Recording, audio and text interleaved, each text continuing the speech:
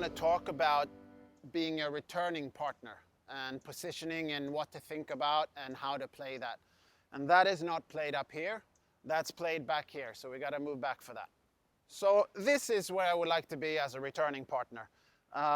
Exactly where I would want to be depends on what kind of returner that I have. If I have a hard-hitting returner or a touch returner or something that gives me more or less time to work with, but in general, this is where I would start.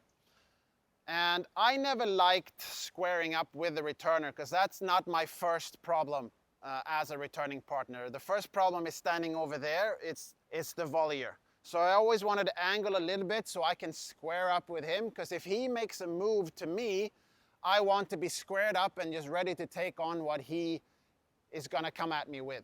If I'm standing straight towards the returner, I have to first turn and then get ready for something. So I didn't want to lose this time to handle what he was giving me. So therefore, I would always square up.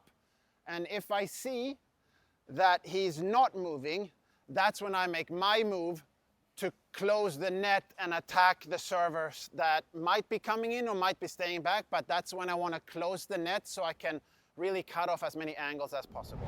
So this is my position for a first serve. If it's a second serve, I would obviously step in a little bit because I'm going to trust my partner to make more returns and make tougher returns for the server. So then I want to start by saving this space already. And then from here, I would do the same thing. Square up a little bit.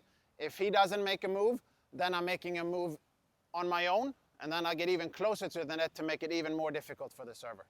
The whole point of moving in towards the net is the same with everything in doubles, more or less. You want to cut off as many angles as possible, take away space from your opponent and make yourself as big as possible so they see a giant wall up at the net. The visual is very important because if you see something that's being covered, you're more likely going to go for a more difficult shot than you have to.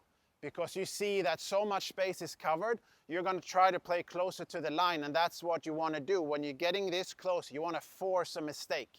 And that's why you're doing this, as well as cutting off angles so you don't have to move so much to just cut something off. The main things of being a returning partner, I would say, is keep an eye on the volleyer, and then if the return goes past him, then you're moving in.